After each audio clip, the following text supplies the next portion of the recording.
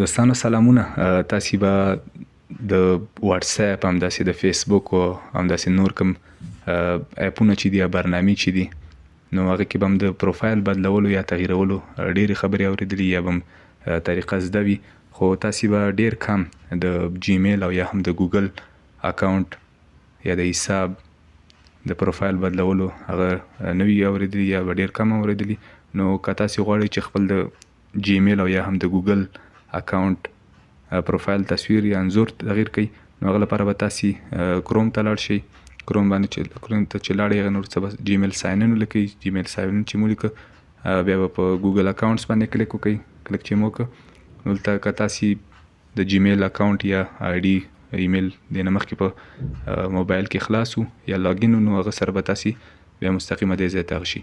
نو زه دلته په هوم څنګ کې د پرسنل انفو باندې کلیک کوم، شخصي معلومات.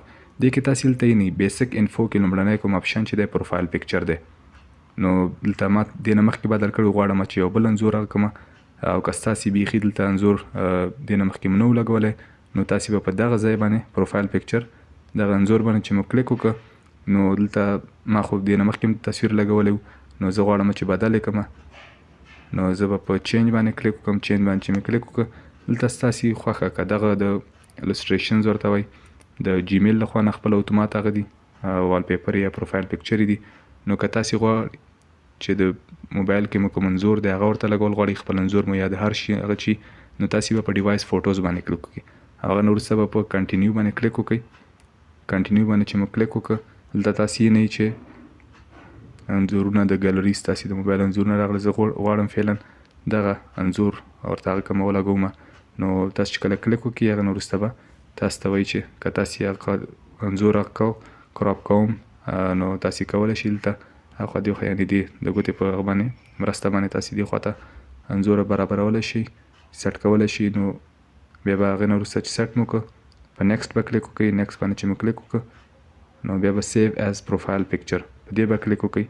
نو دې سره به لږ وخت ونیسي او دلته پروفایل پکچر اپډیټډ یعنې تصویر ستاسې انځور پروفایل پکچر بدل شو.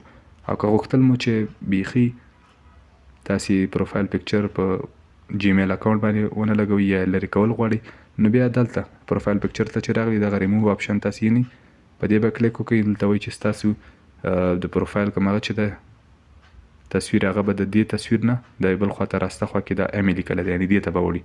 نو زه په ریموو باندې کلیک کوم، نو دې سره به په لږ وخت کې یا څو ثانیو کې تصویر به بدل شي. نو دا وه د نن ورځې ویډیو. که خوښه شوې مې وي در سره لایک یې کړئ. که کوم نظر یا پوښتنه لرئ له موږ سره یې د کامنټ له لارې شریکه کړئ. نو تر بلې ویډیو پورې مې په پاک او مهربانه رب سپارم. هر چیرې چې یاست خوښ او اباد اوسئ.